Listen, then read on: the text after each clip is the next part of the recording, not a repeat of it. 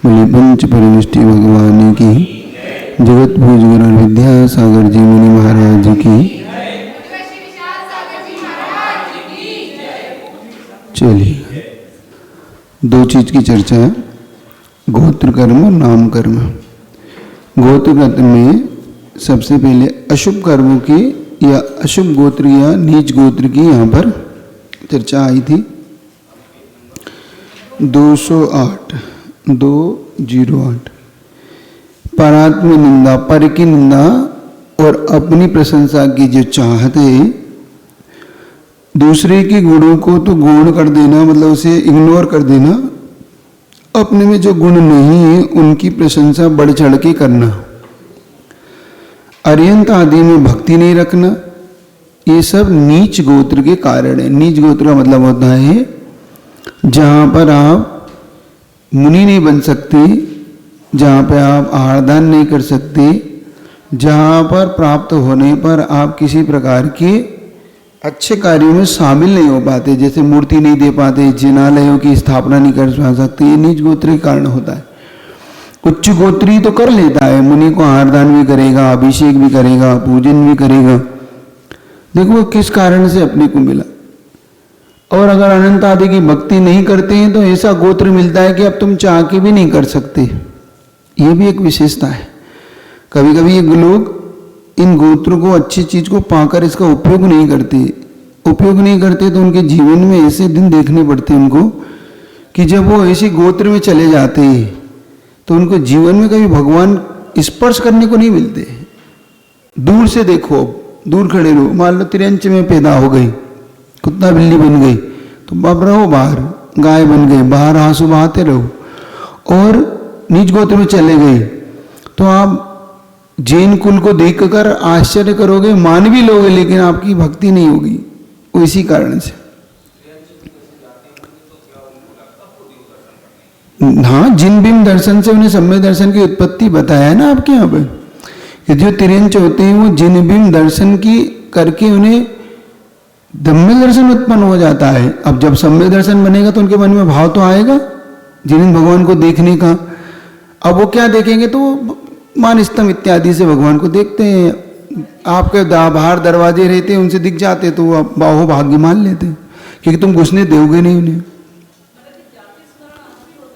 हाँ, आज भी जाति स्मरण देखा जाता है, लेकिन यदा कदा इक्का दुक्का ऐसा बहुत रियल केस में, क्योंकि अभी एक जाति स्मरण हम जब 2010 में या 11 में जबलपुर में गुरुदेव के साथ में थे उस समय हम लोग, तो एक बच्चे की खबर आई थी उसमें, वहीं के आसपास, जबलपुर के आसपास किसी गांव की।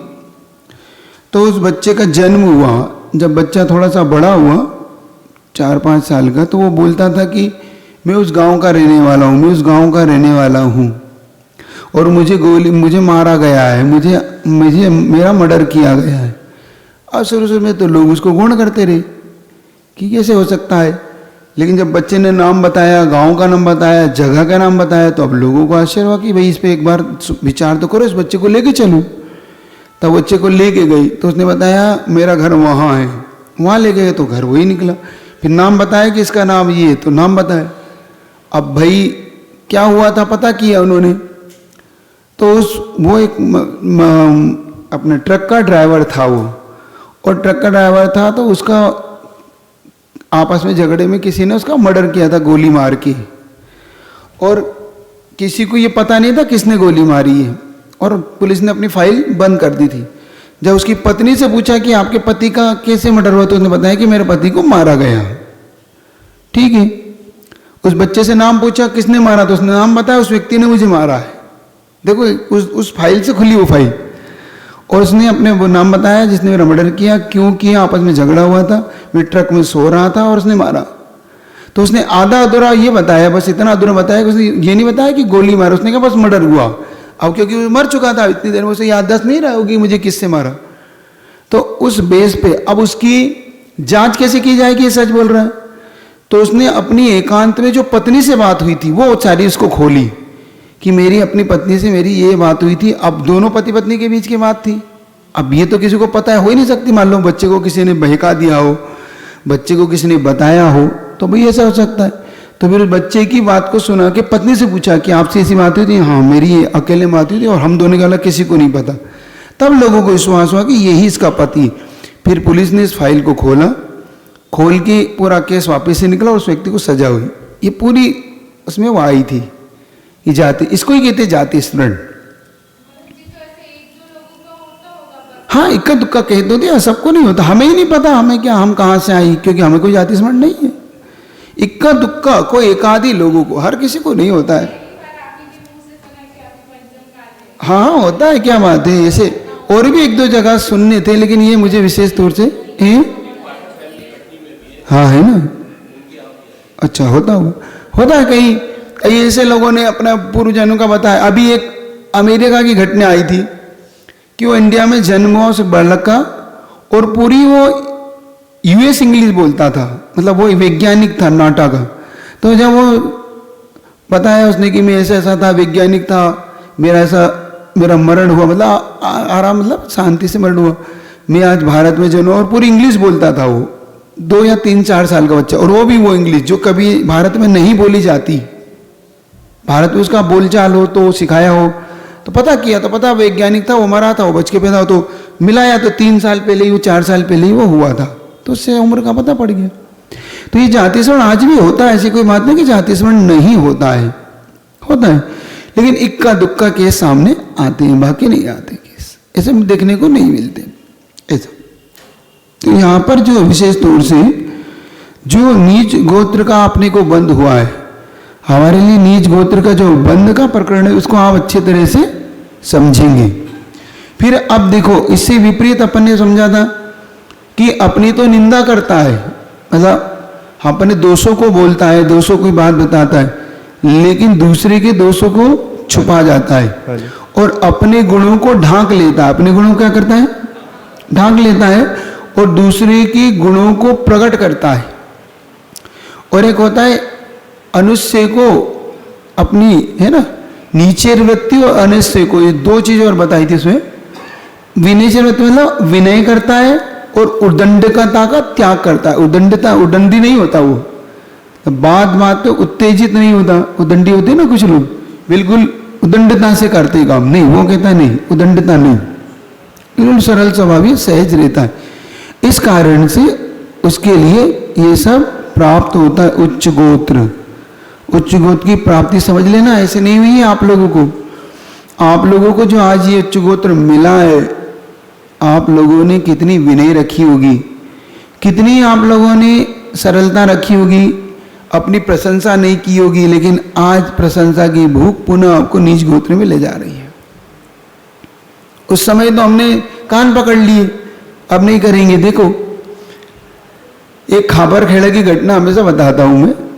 नागपुर के पास है ये, महाराष्ट्र में खापरखेड़ा है, वहां पे बिल्कुल शेड्यूल कास्ट है वो लोग, लेकिन गुरुदेव के परम भक्तों में से वो पूरा 10-20 परिवार है वो लोग, और 10-20 परिवार पूरे गुरुदेव के अच्छे भक्त हैं वो। खोटे देव देवताओं को उन्होंने अपने घर से बाहर कर दिया, सच्चे देवी देवताओं की उन्होंने प्रण ले लिया, है ना, और यहां तक कि 10 लक्षण में उपास भी करते हो, कोई 5, कोई 10, कोई 2, ऐसे उपास करेंगे।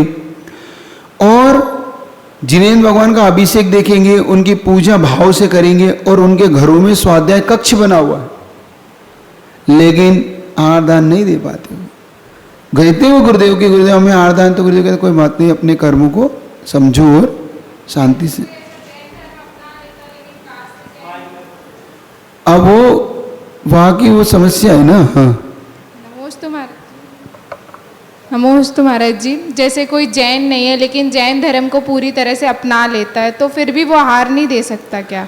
कुछ वर्ण व्यवस्था आपके यहाँ पर है, 3 वर्णों तक तो हार लिया जा सकता है, 4थे वर्ण में कुछ व्यवस्थाओं को देख के फिर नहीं लेते, क्योंकि वो उनका ब्लड रिलेशन, उनका आगे का भविष्य उससे तय होता है। लेकिन अनुमोदना के लिए मना नहीं है उनको, अनुमोदना, क्योंकि इसलिए भी है कि अगर आपको ये प्राप्त होता तो आपका जन्म ही ऐसी जगह पे हो जाता। इसीलिए जो पूर्व जन्म में आपको मिला हुआ है, लोग जो इनकी कीमत नहीं करते, आहार नहीं देते, इस जन्म में आहार नहीं देते, जैन कुल में जन्म ले लेंगे, उच्च कुल में जन्म ले लेंगे, लेकिन आहार नहीं देते, भक्ति नहीं करते, तो उनके इसका अपराध की सजा ऐसे मिलती है कि अब आप ऐसे कुल में जन्म लोगे कि आपको कभी आहारदान नहीं दे नहीं पाओगे। समझो, तो ये चेन है, पूरा चेन सिस्टम याद रखो, चेन सिस्टम भूलना नहीं। जिन्होंने चेन सिस्टम भुला दिया उन्हें सब भुला दिया। तुम्हें जब जैन कुल मिला था तुमने आराम भैया मरने की फुर्सत नहीं, कहाँ आहारदान के पास चक्कर पड़ेंगे, अब महाराज इतने बजे उठते हैं, अब 12 बजे तक आहार चलेंगे, मैं कब करूँगा, मैं चक्कर में नहीं पड़ता। मैंने एक जगह के शब्द मैंने सुने, जगह नहीं बता रहा हूँ, तो कहते इन लफड़ों में हम नहीं पड़ते, मतलब मुनि महाराज को आहार देना लफड़ा है। जब मैंने ये सुना तो मैं आश्चर्यचकित रहा कि देखो हमारा बस का नहीं ये सब काम, जिसको करना है वो करे। अब मैंने कहा इसने नीच गोत्र बांध लिया। क्यों? क्योंकि तुम्हें उच्च कुल में जन्म लेने के बाद तुमने इसको क्या बोल दिया, व्यर्थ की चीज। महाराज जी कई लोग तो इसलिए आहार नहीं देते कि महाराज जी त्याग करवा देंगे। आप त्याग कराना है तो आप नहीं करो या न करो, वहां तक जाओ तो एक बार। हार ही नहीं लेंगे बिना त्याग करे बिना। आपको हम लोग त्याग कराते हैं क्या? कराते हैं क्या? नहीं करवाते। तो जो नहीं कराते उनको तो दे लो। जो नहीं कराते उन्हें दे लो, जो कराते उन्हें बाद में विचार कर लेना कि अब क्या करूं। उनके पास जाके निवेदन कर लो कि महाराज मैं थोड़ी सी दुविधा में रहता हूं, मैं त्याग नहीं कर पाता हूं, आप मुझे थोड़ा सा मार्ग सुझा दें कि मैं आपको आहारदान कैसे दे पाऊंगा। तो खुद बताएंगे, क्योंकि इतने दया तो उनके अंदर होती है। हम मार्ग खुद पूछेंगे तो खुद मार्ग दर्शन करते हैं, कोई रास्ता बताएंगे कि भैया इतने तो ऐसा कर लो। तो कहीं तो तुम भी तो झुको। तुमने तो बिल्कुल ही अपना नेचर ऐसा कर लिया कि हम बिल्कुल ही नहीं करेंगे, आप बाहर भी ले लो। तो इतने ही कह दो महाराज हम 10 बजे तक त्याग कर देंगे, रात में भोजन हम छोड़ तो नहीं पा रहे, लेकिन 10 बजे तो हो सकता है उनका मन पिघल जाए।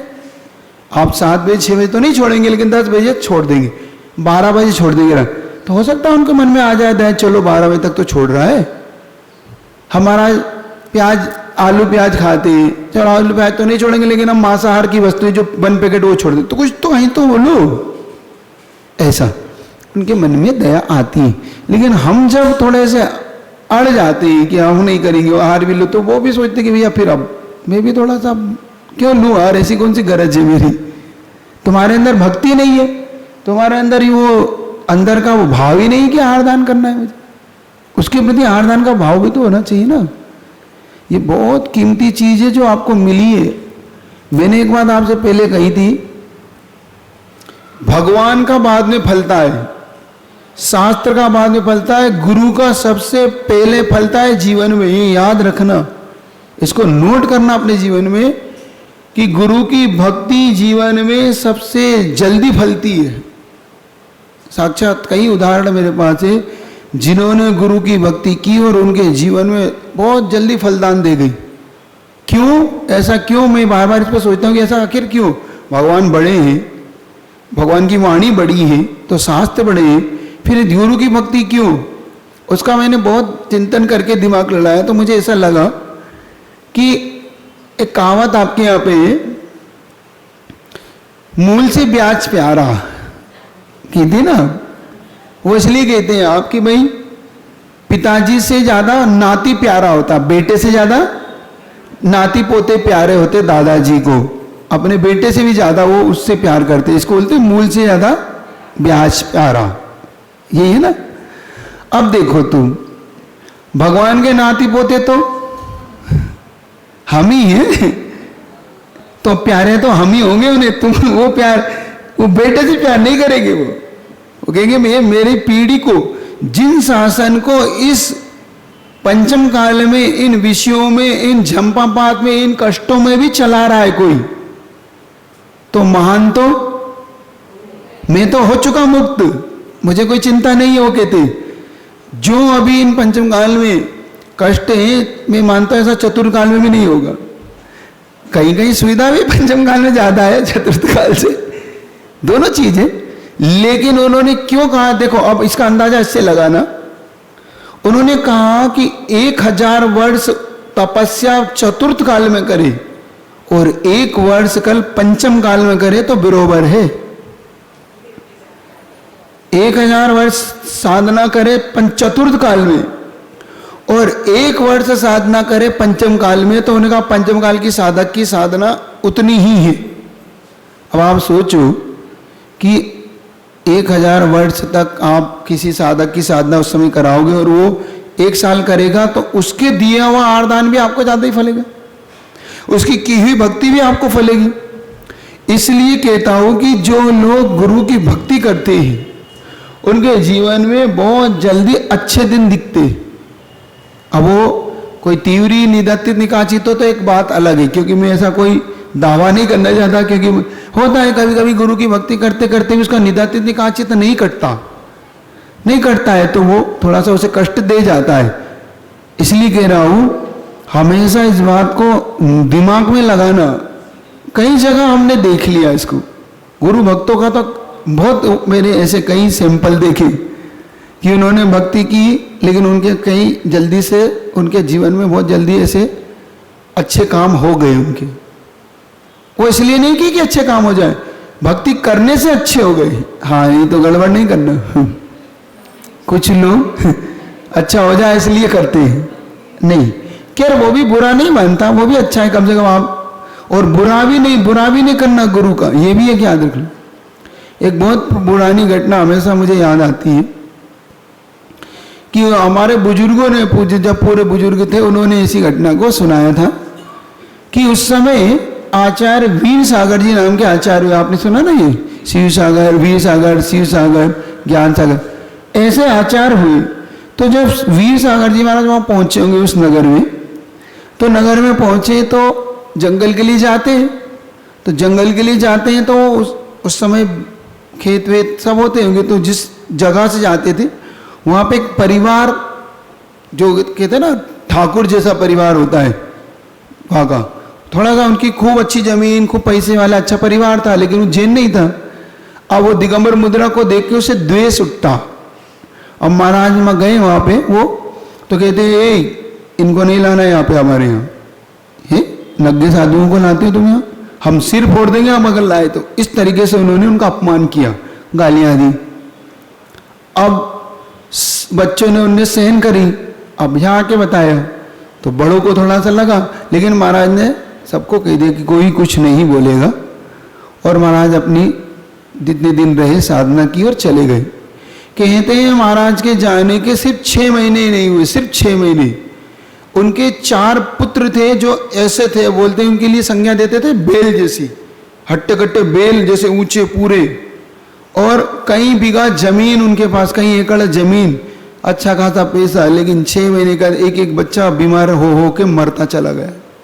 पता ही नहीं पड़ा कैसी बीमारी, क्या बीमारी, और सारी जमीनें बिकना शुरू हुई। एक एक सारी जमीन बिक गई, सारा धन चला गया। और अंत में जिस बुजुर्ग ने बोला था वो बुजुर्ग भी अंत में बिल्कुल बुरी दशा में उनका मरण हुआ, सिर्फ गुरु का अपमान करने से। उनके मन में गुरु के प्रति जो द्वेष भाव उत्पन्न हो गया। द्वेष नहीं लाओ, तुम राग मत करो, लेकिन गुरु निंदा से बचो। ये नीच गोत्र में भी ले जाएगी और तुम्हारे लिए इस जन्म में भी तुम्हारा बुरा हाल कर सकती है। ये याद रखना। कभी कभी आदमी पुण्य की प्रकृति लेके आता है तो तब तक तो कहता है, लेकिन बाद में से समझ में आता है मैंने क्या कर दिया। बहुत इसके फल बहुत कठिन देखने में आते हैं, इसलिए कभी नहीं करना, इसलिए याद रखना। तो सबसे पहले अपनी प्रशंसा की भूख से बचिएगा। ये थोड़ा सा आदमी को जरूर चाहत होती है इसकी, आत्मख्याति की है। हाँ, निंदा को सुनना भी नहीं चाहिए, उसके ना व्हाट्सएप चलाना चाहिए, न उसकी कोई किसी को इस तरीके से चर्चा का विषय बनाना चाहिए, मौन कर लेना चाहिए। पकड़ी माइक पकड़ के बोलिए उनको तकलीफ। हाँ भाई, बैठे बैठे बोल दे।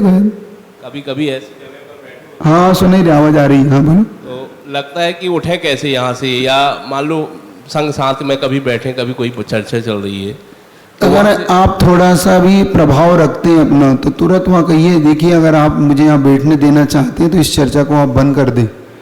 तुम क्या समझते हो? अगर नहीं समझता हो तो मुझे आप थोड़ा सा जाने दें, फिर कभी आपसे मिलूंगा मैं। क्यों बुरा मानते हो? बुरा इसलिए मानता हूं कि मुझे गुरु निंदा का त्याग है मेरा। कोई भी हो, मैं चक्कर में नहीं पड़ता। आप या तो बंद टॉपिक बदलें, नहीं तो मुझे जय जी ने मुझे छुट्टी दें, कोई बात नहीं। अपने आप उन्हें बदलना होगा, और आपको चाहते होंगे, नहीं चाहते तो आप अपने रास्ता ना पियो, अपना काम करें, हमें क्या मतलब है। मुझे किसी भी पाप में नहीं पड़ता आपके, और ये तो गुरु की नहीं, मैं तो चोर को भी चोर नहीं को, ये अपने यहाँ तो ये कहा है भैया, क्या कहा? काणे को भी कांडा नहीं को, अंधे को अंधा मत को, बेरे को बेरा मत को, लूले को लूला मत को। अपमान करके क्या पापा हो गया? किसी का अपमान करके आपको मिलेगा क्या? वही बनना पड़ेगा जो तुमने उसको कहा है, याद रखना। जीवन में वही पाओगे जो काटोगे, जो बोओगे। नहीं कहना, हमेशा अपने भावों में निर्मलता लाना सीखो। अपने आप को हमेशा इस बातों से बचाओ। निंदा का परिणाम बहुत खतरनाक होता है, ये बहुत बुरा होता है। कभी हाँ ठीक है, सामने वाला अगर आपकी बात समझता है तो एकांत में ले जाओ और उसको कहो कि देखो ये ठीक नहीं है, ऐसा नहीं करो। कोई बुरा आपको लगता है, कोई बुरा कार्य हो रहा है, तो हम सब दूर फैला के मिलेगा तो नहीं कुछ भी। तो उसका सबसे अच्छा सब्स्टिट्यूट क्या है? उपगोहन अंग अपने यहाँ क्यों कहा है? उपगोहन समझते हो? उपगोहन का मतलब होता है साधर्मी के दोषों को ढांक लेना, और उसके बाद आता है स्थितिकरण। स्थितिकरण का मतलब होता है उसको पुनः उस पर स्थापित करना जहां से वो गिरा है। आपने पहले तो दुनिया में फैला दी बात, अब क्या तो उपगोहन और क्या स्थितिकरण। बल्कि अब वो इस बात के लिए मानसिकता बना लेगा कि अब तो पता तो सबको पड़ ही गया है, सो ठीक है अब खुल के करो। जैसे कोई शराब पीता है, मान लो आपका साधर्मी है, जैन है, अब आपने उसको इतनी फैला दी, उसकी बात इतने फैला दी कि ये शराबी है, शराबी है, सो कहता है ठीक है अब सबको पता तो पड़ ही गया है, सो अब खुल के पियो, क्या दिक्कत है, पता तो है ही। आप उसकी ढांक लेते कि तुम ठीक नहीं कर रहे हो और इधर आओ आपसे बात करना है, ऐसा क्यों करते हो? तो उसके अंदर झिझक हो सकती है कि छूट जाए, अपना बता सकता है मैं टेंशन में हूं, मैं क्यों पीता हूं, मेरी आदत पड़ गई, मेरी लत पड़ गई, मेरे से छूटती, तो धीरे धीरे उससे आपकी तरफ आ सकता है। और फैला के कुछ नहीं पा पाओगे, क्योंकि फैला के तो दो चार को और तैयार कर लेगा वो, क्योंकि वो कह रहा मेरी तो हो गई, अब तुम्हारी भी। हाँ ये याद रखना, ये जैन कुल की योग्य व्यवस्था नहीं है।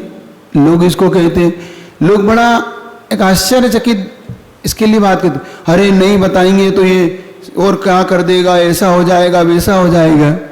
पहले अपना सम्यक दर्शन तो संभाल लो। तुम ठेकेदार क्यों बनते हो दुनिया के?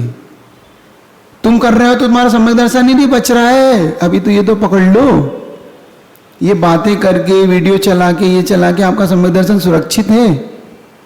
और सबसे बड़ी ये तो समझ लो कि तुमने किसी एक व्यक्ति को कह दिया, अब उसकी व्हाट्सएप चला दी, सारा जैन समाज बदनाम हो रहा है, अब प्रभावना हो रही है, इसका जिम्मेदार कौन है? आपने ऐसा पेपरों में निकाल दिया, व्हाट्सएप चला दिए कि ये शराबी, ये शराबी, कौन है वो? जैन समाज है। तो वो क्या कहता है, देखो जैनियों की हालत। हम यही नहीं समझते हम जिन शासन की प्रभावना कर रहे हैं कि या प्रभावना कर रहे हैं। बचाने का तरीके बहुत है, बहुत से तरीकों से, इसलिए। और फिर जा कहते हो कि हमें नीच कुल मिलता है, क्यों नहीं मिलेगा आपको? आपने बदनामी क्यों कर रखी लोगों की? इससे आपको क्या प्राप्त हो रहा है ना? ये तो इससे आप आज समझेंगे। फिर अपन ने पढ़ा था दानांतराय। दानांतराय का मतलब दान में अंतराय डालना। कोई दान देता है, अब अंतराय कर्म पे आ गए अपन, ये तो जब हम दान देते समय किसी के लिए विघ्न देना, क्यों दे रहे हो, क्यों दान देते हो, क्या करोगे, ये सब तिजोरियां भर रहे हैं, ये कर रहे हैं, फलाना कर, ये बड़ा एक विषय बन जाता है। जैसे कि अब हम लोग से कहते हैं, महाराज आप जिनालय में दिलवा तो रहे हो, अब तिजोरियां भरी पड़ी हैं, पहले उनका उपयोग नहीं है, एफडियां बन बन के रखा रही हैं, पहले उनका रास्ता लगाओ, पहले उनके उपयोग कराओ, ताकि फिर दान। कभी लगता भी कि बात तो सच भी है कि भाई उपयोग तो कराओ, लेकिन फिर एक भाव ये भी आता है कि मुझे तो भाई इस भक्त को भी तो ऊंचा उठाना है, और ये दान के बिना उठ नहीं सकता। अगर मैंने ऐसा उल्टा सीधा उपदेश दे दिया कि भाई पहले उसको करो, तो ये कहाँ दान देगा फिर? इसको तो कहना इसका लगाव तो इसी जिनाले से है। वो कहता है यहाँ आप जितना दिलवा लो मैं वहां नहीं दूंगा, आप उससे कैसे करे? तो उससे फिर कुछ ऐसी चीजें बनवाते हैं कि भैया तू यहाँ दान कर, ताकि तू आगे भविष्य में अपनी योग्यता बनाए रखो। ये भी एक है, थोड़ा हम समझ नहीं पाते, हम लोग अपने आप को उलझा लेते। एक होता है लाभांतराय, किसी के लाभ में जब विघ्न डलता है, कोई लाभ हो रहा था उसका, और लाभ होते होते हमने उसे लाभ नहीं होने दिया, जैसे राजा सैनिक ने लाभ नहीं होने दिया लोगों को मुनि महाराज का, तो उसके जीवन में तो बुरे दिन आए ही आए, लेकिन लाभांतराय बन गया। अब अगले भाव में अब देखेंगे क्या आता है इनके जीवन में, ये मुनि बनेंगे तो इनको क्या लाभ होगा, ये तो तय कर्म बंधा है। तीर्थंकर बन जाओ तो छूट देगा वो कर्म, तीर्थंकर बनने पे भी वो छूटता नहीं है। वो कर्म की व्यवस्था ही ऐसी, तुम नदी में छुप जाओ, समुद्र में चले जाओ, पहाड़ पे चढ़ जाओ, वो तुम्हें ढूंढ लेगा। वो अपने आप ढूंढ लेता है कि वो कहाँ है व्यक्ति है। क्या पूछ कर्म रहते, मैंने कहा 4 तो रहते, 4 चले जाते, 8 रहते हैं। तीर्थंकर कब बनता है? जब 13 अनुष्ठान जाता है, लेकिन जब जन्म लेता है तब भी तो उसको तीर्थंकर पकड़ती के कारण उपचार से तीर्थंकर बालक कह देते हैं, लेकिन जब तक 13 अनुष्ठान प्राप्त नहीं होगा तब तक तो सब ये कर्म चलेंगे। सुनो, आदिनाथ भगवान तीर्थंकर थे ना, जब मुनि बने, उपचार से कहा ना मैंने, जो तीर्थंकर प्रकृति बांध लेता है उसको उपचार से तीर्थंकर ही कह देते हैं। जब वो 13 गुण स्थान में उसका उदय आता तब तीर्थंकर कहते मूल रूप से, लेकिन जब तक उपचार है, उपचार से तो कहते हैं कि वैष्णव तीर्थंकर वर्ती बांध रखी। जैसे कोई राष्ट्रपति चुनाव जीत लेता है, तो जीत लेता है तो अभी उसकी शपथ नहीं, जब तक राष्ट्रपति तो नहीं है, लेकिन शपथ से पहले हम क्या कह देते हैं? प्रधानमंत्री को भी हम क्या कह देते हैं? लेकिन अभी शपथ होने के बाद है वो, जब तक शपथ नहीं कोई प्रधानमंत्री नहीं, तुम कितने चुनाव जीत लो काम ही नहीं आएगा। जब तक आपका पहले राष्ट्रपति को आपने शपथ दिला दी क्या? हाँ दिला दी, तो अब आप राष्ट्रपति हो। ऐसे ही राष्ट्रपति की शपथ नहीं होते हुए हमने उसे राष्ट्रपति कह दिया, ऐसे ही जो तीर्थंकर भी नहीं बनाए उनको भी हमने उपचार से तीर्थंकर, क्योंकि उनका तय हो चुका है ना, फिक्स हो चुका है कि अब ये राष्ट्रपति तो बनेंगे और ये तीर्थंकर, तो उनको भी 9 महीने 13 महीने हार नहीं मिला। सोचो क्यों नहीं मिला? कर्म का उदय, तीव्र अंतराय कर्म डाला, लाभ नहीं हुआ। तुम्हें लाभ नहीं होगा, तुमने किसी को लाभ नहीं होने दी, ये पक्का मान के चलिएगा। ऐसे ही भोग सामग्री का दुरुपयोग, फिर आता है दानांतराय, लाभांतराय, भोगांतराय। भोगांतराय का मतलब होता है जो एक बार भोगने में सामग्री है उसे भोग बोलते हैं, जैसे भोजन है, इत्र है, फूल है, स्नान है, ये सब भोग की सामग्री है। ये एक ही बार भोगने में आती है, दोबारा भोगने में, जैसे एक बार भोजन कर लिया वो दोबारा भोगने में नहीं आएगा।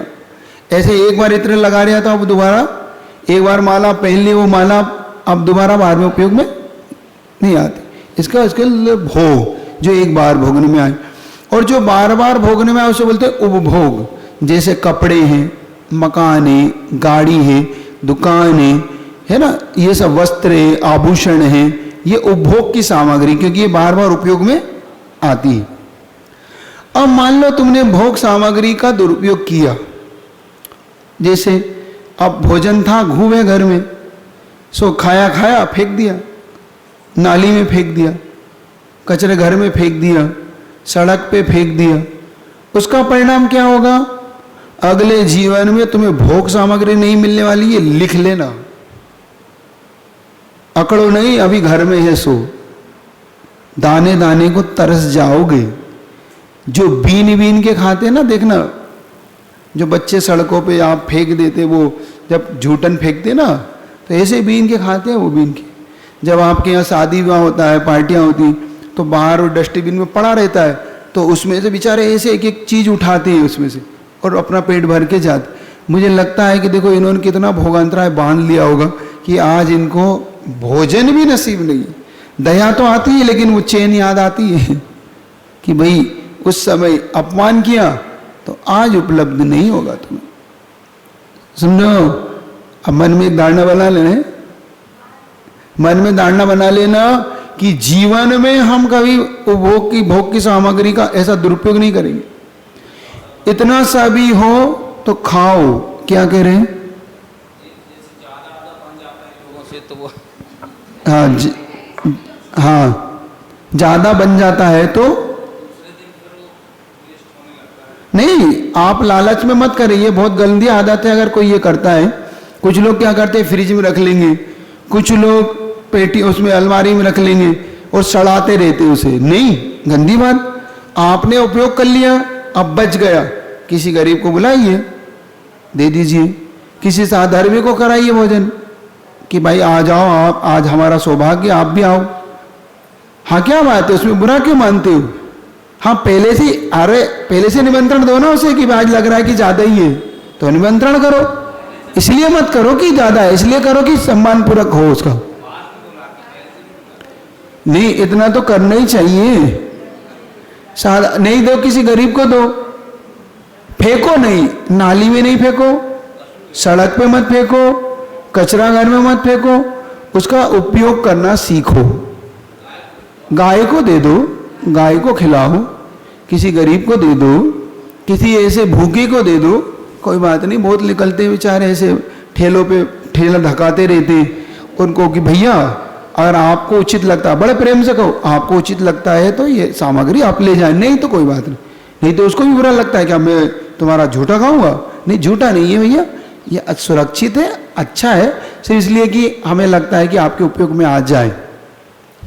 कोई कह दो तो उसके भी मन प्रसन्न हो जाता है कि देखो मैं इतनी मेहनत करता हूँ, चलो आज कम अच्छा भोजन नसीब तो हुआ मेरे। क्या मिलता है उन गरीबों को? आप उनका भोजन देखो तो तुम्हारा गले नहीं उतरेगा, अकड़ते हो आप। सूखी चटनी, इतनी मोटी रोटियां और प्याज का टुकड़ा और ज्यादा कहो तो आलू की सब्जी, बस ये है उनका भोजन। मैंने अपनी आंखों से देखा, उन्होंने एक कटोरे में पानी लिया, नमक डाला, मिर्ची डाली और उस रोटी को ऐसे मीड़ दिया और उससे खा रहे हैं लगा लगा के।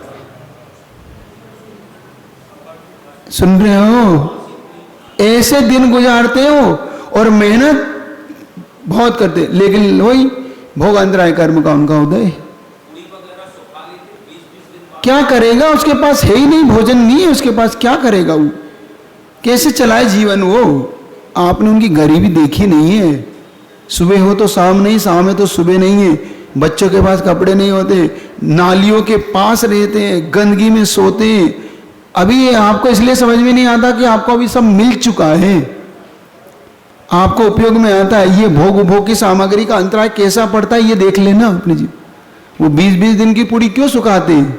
क्योंकि उस समय जब घी की पुड़ी मिली तो तुमने फेंकी थी, आप सुखा के खाओ, इसलिए मिली है। वो सुखा के देना, नुक्ती सुखाते हैं लोग, पुड़ियां सुखा, क्यों? क्योंकि वो तुमने फेंकी उस समय, तुमने अरे मैं खाऊंगा क्या है, फेंक दो सड़क पे, नया बनाओ। ठीक है, कोई बात नहीं। आज आपका जन्मदिन है सो मना लो, कल उसका जन्मदिन है सो वो मनाएगा। ये तो सीधा है, सिद्धांत तो यही है। आपका जन्मदिन तो, एक बात ध्यान रखना जीवन में, साल में एक दिन सबका जन्मदिन आता है। ये गलत है कि सच है? साल में एक दिन आपका आता है तो उसका भी आएगा कि नहीं आएगा? तब क्या होगा? आज आपने मना लिया, कल वो मनाएगा। समझ में आ रही नहीं बात? हो जा रही? मनाने का भाव समझ रहे हो क्या है? मान लो आज तुमने दुरुपयोग करा, अरे मैं तो कर्म कहता आ जाओ लाइन में लग जाओ, अब मांग मांग के खाओ। हाँ, लगो लगो लाइन में, अब पीछे तक लगी है लाइन और कुछ नहीं मिल रहा, अंत में बचा कुछ। ये याद रखना, सब इस बात को भूल जाते हैं क्योंकि अच्छे दिन आने पे बुरे दिन याद नहीं रहते।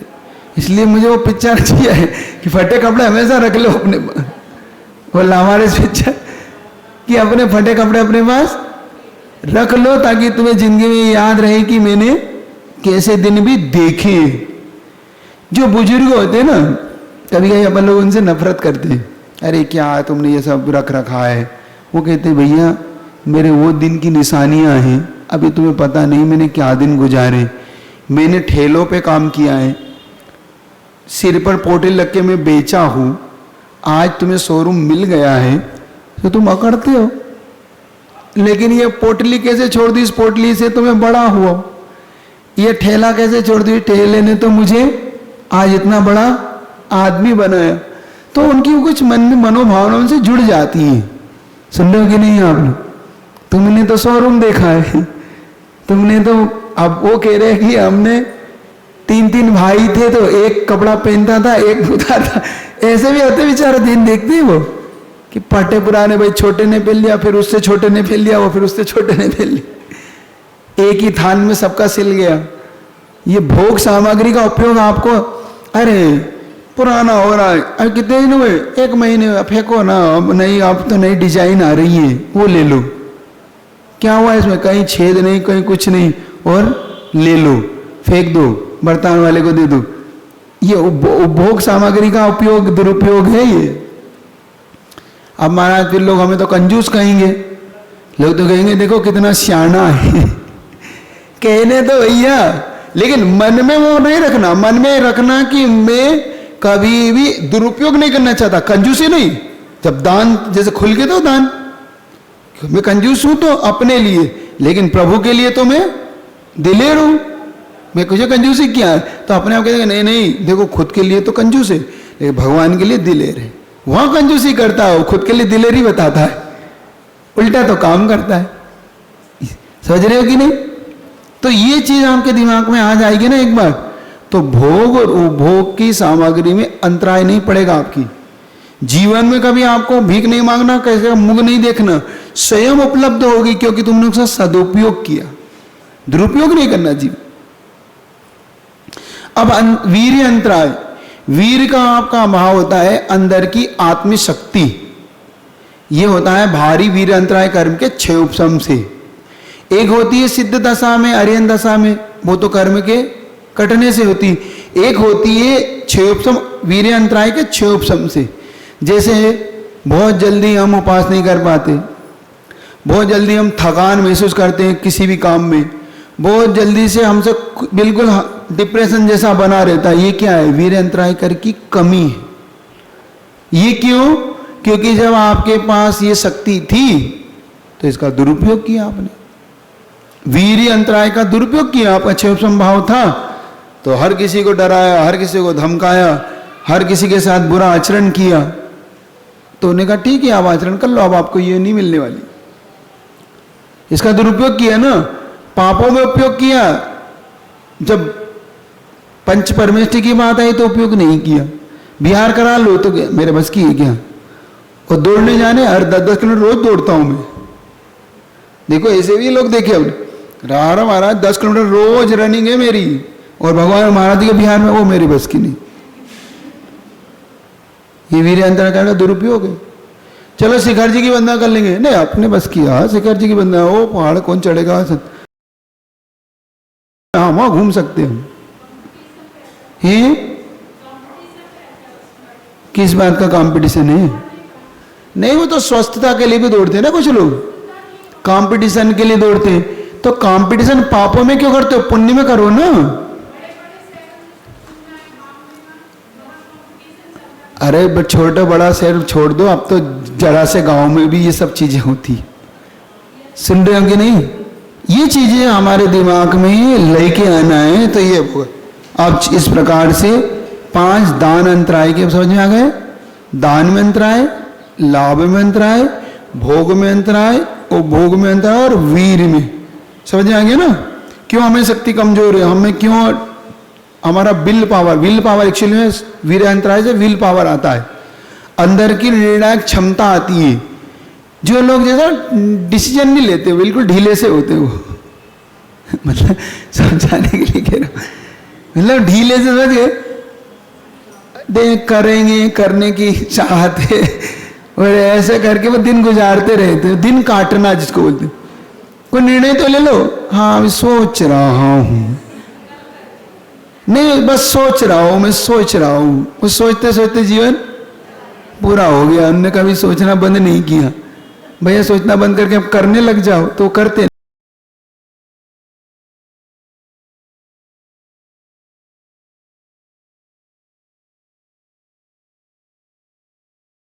टेबल डिसीजन होता है, टेबल डिसीजन जाते हो जहां पे जैसे ही उसने निर्णय हो बस यहीं बैठ के निर्णय लेना है।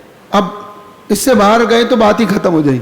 तो वही निर्णय लेते, वो किसी का इंतजार नहीं करते और निर्णय लेके और निर्णयों पे वो खरे उतर जाते हैं। बस वही तो होता है सफल और सफलता में होता क्या है, जो समय निर्णय लेता है तो सफल हो जाता है। जो अभी बता रहा हूं मैं सोचूंगा जब तक, तो वो बिक जाती है वो चीज। हाँ हो गई, बिक गई। कहा बता, माइक है या माइक दे दो भैया, एक दो माइक और रख लो ताकि काम। हाँ आपके पास माइक आ रहा है। हाँ कम हो जाती तो क्या दान दे दें, अगर किसी को दे दें तो साड़ियाँ ज्यादा हो जाती। तो यही तो मैं कह रहा हूं, उनसे तुम बर्तन ना खरीदो। नहीं, वो किसी को दे दे पहनने के लिए। देव तो कैसे देना पहले समझ लेना। उसको देना है तो उस कपड़े को जो भी आप देना चाहते हो, साड़ी है, पजामा है, कुर्ता है, कपड़े हैं, उनको ऐसे नहीं देना गंदे संदे। पहले तुम उसको साफ सुथरा करिए, प्रेस करिए और पहले देखिए उसमें छेद वेद। मैं नहीं पहन सकता तो वो भी नहीं पहन सकता। पहले उसको बिल्कुल व्यवस्थित हो तब दीजिए। हम कब देते जब पोछा लगाने लायक होती है। कौन लेगा उसको? नई साड़ियाँ रहती ना, और जैसे डिजाइन दूसरी आ जाती है तो मैंने बता तो दिया, फिर कैसे देना आपको। कोई बात नहीं, आपके मन में फैशन आउट हो गई तो आप उसको दे दो, लेकिन ऐसे जो जिसका उपयोग हो। ऐसा मत दो कि बिल्कुल ही कचरा करके दे रहे हो उसे। ऐसे दे रहे हो जैसे उसके ऊपर बहुत बड़ा आप उपकार कर रहे हो, सेठ जी बहुत बड़ा उपकार कर रहे हैं। ये नहीं करो। सुन रहे हो कि नहीं? है कोई बात नहीं, आप दे दो लेकिन उपयोग कराओ। बस मेरा एक माप से कहना। एक और चीज कहना चाहता हूं, कभी कभी दवाइयां इत्यादि का दुरुपयोग करते। किसका? दवाइयां होती है ना, तो मान लो हमें 10 दिन की दवाई दी तो हमने 2 दिन की खाई, ठीक हो गए, बाकी फेंक दी। अब मैं ये नहीं कह रहा हूं कि जबरन खाओ, लेकिन कम से कम उन्हें वापस ऐसी जगह लौटा दो कि भैया आप, हम तो नहीं खा पा रहे, जो ऐसा रोगी मिले तो इसको आप दान में दे देना, पैसे मत लेना, बाकी दे दो। ऐसा करो ना। लोग दवाइयां कचरों में फेंकते। मुझे बड़ा लगता है इसको जीवन में रोग की दवाई नहीं मिलेगी इसके जीवन में। कुछ लोग होते ना, महाराज हमें दवाई नहीं लगती। वो इसीलिए नहीं लगती कि तुमने दवाइयों को ऐसे फेंका है, दुरुपयोग किया। ये कभी नहीं करना अपने जीवन में। ये बहुत मैं बता रहा हूं, बहुत सारी चीजें ऐसी हैं भोग उपभोग की सामग्री में जिनमें हम गलत उपयोग करते हैं। अपने पैसे की धौंस किसको दिखाते हो? धन की नहीं, कभी नहीं। ये आचरण नहीं करना। जिंदगी में ऐसी बीमारियों से ग्रसित हो गए कि दवाइयां ना मिलेगी। दवाइयों का दुरुपयोग नहीं करना। गलत दवाइयां नहीं देना किसी को। अगर मेडिकल होते ना, अभी कोरोना काल में कितनी लोगों ने डुप्लीकेट पानी के इंजेक्शन भर भर के बेचे। इनकी ये दशा होगी कि इनके जीवन में ये मरते समय इनको दवाइयां नहीं मिलेगी और लगेगी नहीं मिलेगी।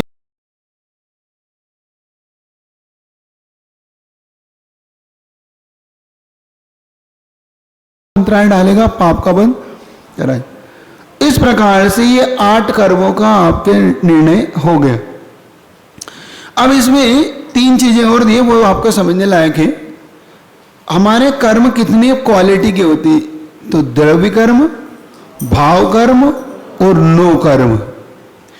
द्रव्य कर्म किसे कहते हैं? जो अपने ज्ञानावरणी आदि के जो 8 कर्मकार के कर्म है, जो पुद्गल के पिंड है, उन्हें कहते हैं द्रव्य कर्म। ज्ञानावरणी, दक्षिणावरणी, वेदनी, मोहिनी, आयु, नाम, गोत्र, अंत। भाव कर्म कहते हैं जो हमारे द्वारा राग द्वेष उत्पन्न होता है। क्या उत्पन्न होता है? राग।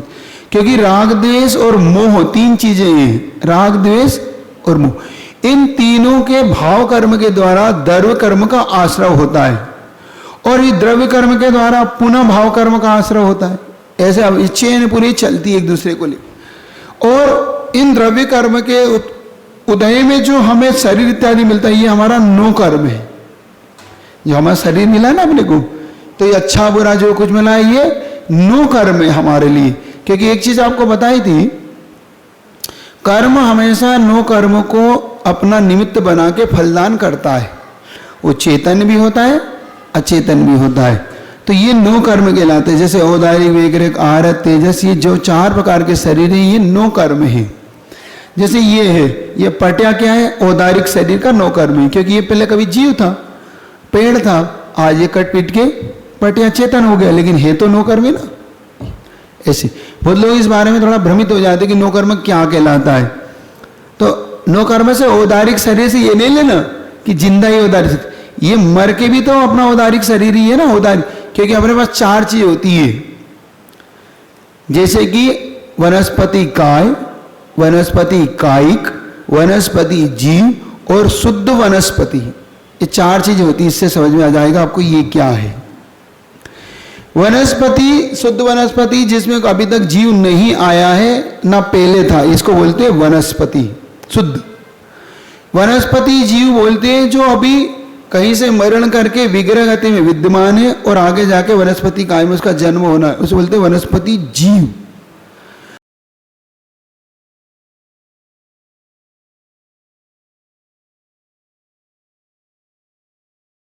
जैसे पेड़ था, पेड़ को आपने काट दिया तो उसने अपना शरीर छोड़ के जीव ने और कहीं जन्म ले लिया, अब ये पटिया बन गया। तो ये क्या है? वनस्पति काय।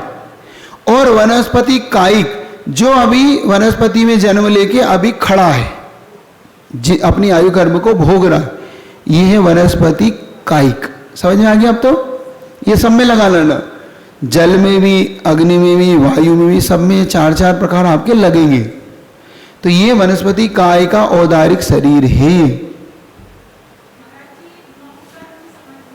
मैं अभी क्या समझा रहा हूं? नो कर्मी तो समझा रहा हूं। नहीं, ये औदारिक शरीर लिखा है, पढ़ो तो इसी को ही तो मैंने लेके समझाया आपको कि औदारिक शरीर क्या होता है। औदारिक शरीर, तिर्यंच और मनुष्यों का शरीर औदारिक होता है, देव और नारिकों का शरीर वैकृक होता है, और मुनि महाराज के अंदर जो शंका उत्पन्न होती है वो आरक शरीर से पूर्ति करते हैं, वो आरक शरीर होता है। अपने शरीर को जो कांति प्रदान करता है वो तेजस शरीर होता है, और जो कर्मों का वर्ण होता है वो कार्मण शरीर होता है। ये 5 शरीर होते हैं अपने अंदर। तो ये कार्मण शरीर को ना लेके, क्योंकि वो अपनी पकड़ में इतना सूक्ष्म है कि हमारी पकड़ से बाहर है, लेकिन ये 4 पकड़ में हमारी आता है। तो जो ये तिरंच का शरीर है कि नहीं है? ये पटिया, आप बताओ जल्दी। हाँ, मैंने बताया कि आपके दिमाग में भी है नहीं है। अब आ गया समझ में? अभी तक इसको समझ लेना कि आप शरीर का उपयोग करते रहते हैं सभी का ही। ये टेबल पे बैठ जाओ, चटाई पे बैठ जाओ, ये सब काय है वनस्पति की। हाँ, समझ लेना। हाँ, पूछो, क्या पूछना चाहते हैं? पड़ोसी मदद कर दो, क्या पूछना चाह रहे हो? अपना शरीर औदारिक शरीर मान लो एक प्रकार का, ऐसे समझ लो। हमारा शरीर इसलिए काम नहीं आता क्योंकि हमारे शरीर में हड्डी इत्यादि होती है।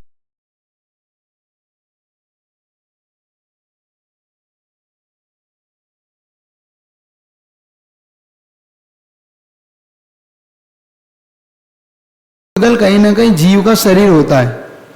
जैसे आपकी ये टेबलें निकली तो ये किसी वनस्पति के रस इत्यादि से ही तो बनी है, बाद में अब ये प्लास्टिक रूप में फॉर्म में आ गई। किसको आएगी? ये दान देगा तो आएगी, नहीं देगा तो क्या आएगी? अब तुम जिंदे में दिलवाओ क्या? तुम और ऊंचे आदमी उसको भी बेचारे को क्या है, उसके जीवन को खतरे में डाल रहे हैं।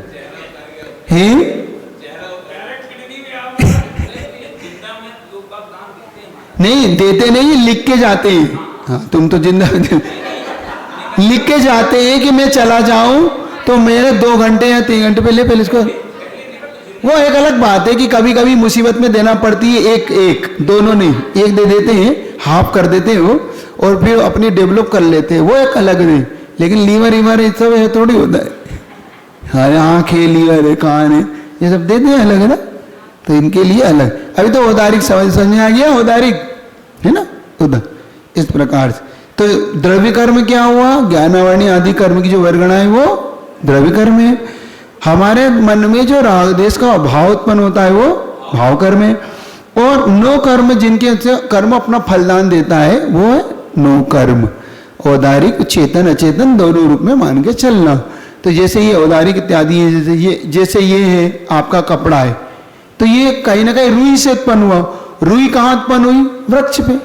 ऐसे ये सब ऐसे ही चलता है आपका, जितना भी चीजें सब ऐसे ही मिलती है। हम सब शरीर का उपयोग करते रहते हैं।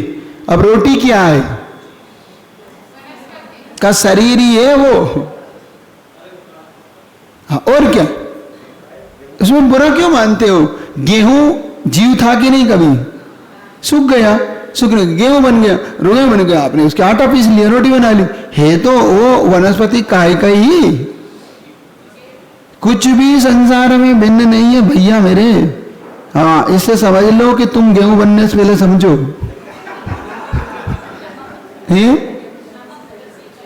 नमक पृथ्वी का है, वो जल काय का डेवलप होकर पृथ्वी काय में डेवलप हुआ।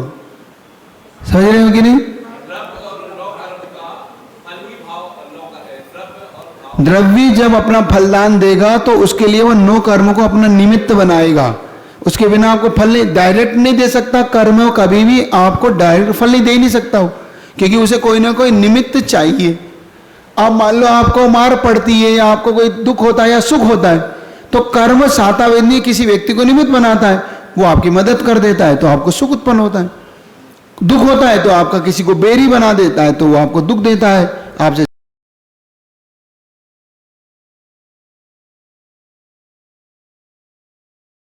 सातावेदनी में आपका मित्र हो गया।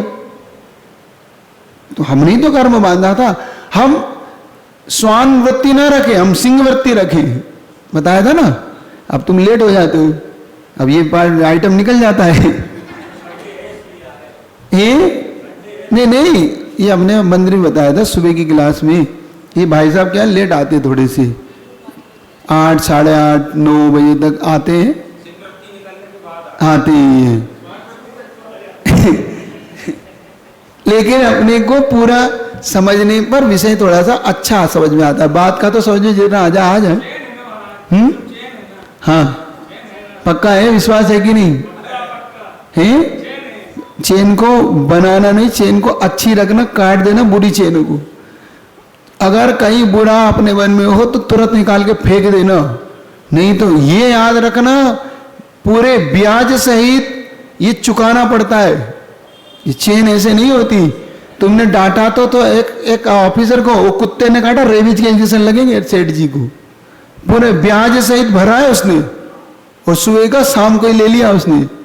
ये याद रखना, अपने जीवन में कभी भी किसी का अहित नहीं करना। तो ये सुन काहे को रहे हो, नहीं याद रखने के लिए सुनो, याद रखो, अपने आप भावों में निर्मलता लाओ, विशुद्धि लाओ कि नहीं मैं अहित नहीं करूंगा किसी का, मेरे द्वारा अहित नहीं होने दूंगा।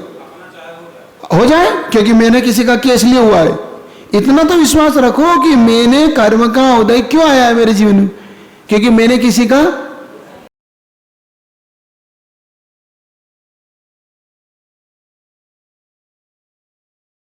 हो ही क्यों, होगा क्यों अगर आपने अच्छा कर रखा है तो। आप डरो नहीं, अहित नहीं होगा। आपको कल इसका इतिहास पढ़ाऊंगा, कल आपके बारे में बताऊंगा कुछ चीजें जिसमें आपको समझ में आएगा कि ये कर्म बंधते कैसे जीव से। कल का विषय मैंने इसके दिमाग में लिया कि अभी तक तो अपन अनुभाग से लिया, उसकी शक्ति समझ ली। अब ये बंधता क्यों है हमारे जीवन में, क्यों ये चेन आती लौटती। कल आप थोड़ा समय निकालिएगा अपने लिए 8 बजे, लेकिन 8 बजे है, लेट नहीं, क्योंकि तुम लेट आओगे तो जीवन में जब तुम्हें लेट चीज मिलेगी तो मेरी बात याद आएगी, चेन।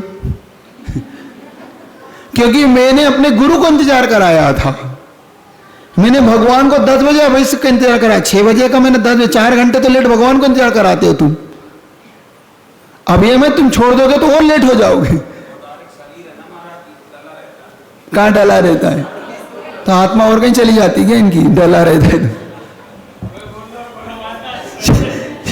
चलिए, आपका समय हो रहा है, विषय से विषयांतर ना हो। चलिए, है आपके पास फोल्डर है? वहां रखे हो, कोई फोल्डर हो तो चलिए, दोहरा लोगे? चलिए, अच्छा वो धर्म का ही पढ़ लेते हैं, अच्छा है वो, अच्छा लगता है मुझे। धर्म ही सच्चा साथी है, जैसे दीपक बाती है। धर्म ही सच्चा साथी है, जैसे दीपक बाती है। छूटे ना धर्म शरण ओ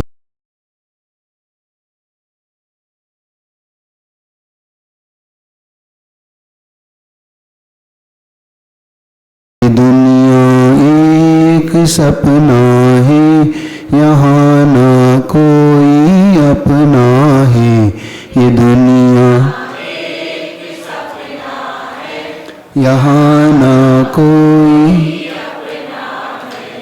छूटे ना धर्म शरण ओ आत्मा, छूटे ना धर्म शरण ओ आत्मा। किसी को मिलती है खुशियाँ, किसी को मिलते गम ही गम। किसी को मिलती है खुशियाँ, किसी को मिलते गम ही गम। पुण्यवा साथ पुण्यवा पाप साथ चलते, किसी के ज्यादा किसी के कम। पुण्यवा पाप साथ चलते, किसी के ज्यादा किसी के कम। धरो समता यहाँ हर पल, तजो ममता का अब आंचल। धरो समता हर पल, तजो ममता का। छूटे ना धर्म शरण ओ आत्मा, छूट।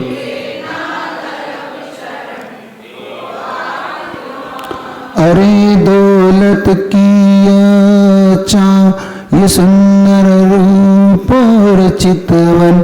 अरे दौलत की चा ये सुंदर रूप और चित। भ्रमाते हैं पल पल मन को, न दिखता सुंदर सा चेतन। भ्रमाते पल पल मन को, न दिखता सुंदर।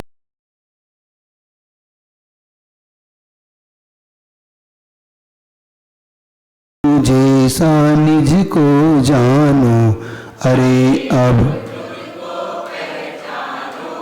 प्रभु जैसा। छूटे ना धर्म शरण ओ आत्मा, छूट।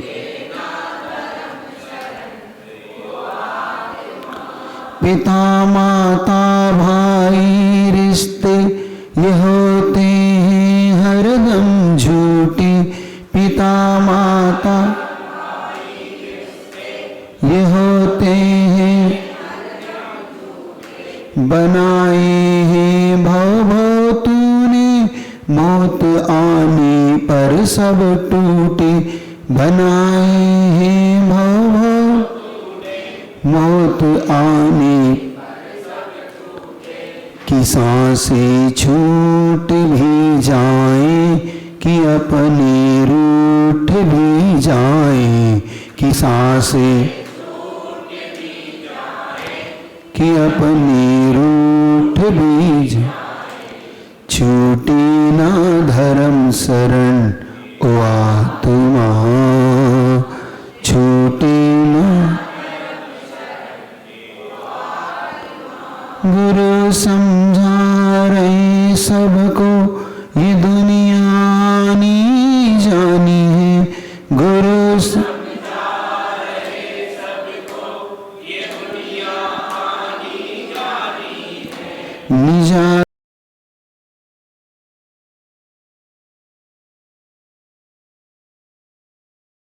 निजातम को पाले निज में एक ते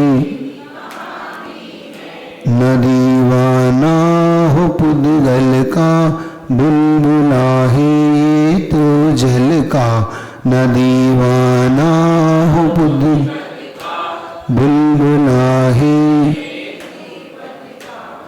छूटी न धर्म शरण ओ आत्मा छूटी न धर्म शरण ओ धर्म ही सच्चा साथी है जैसे दीपक बाती है धर्म ही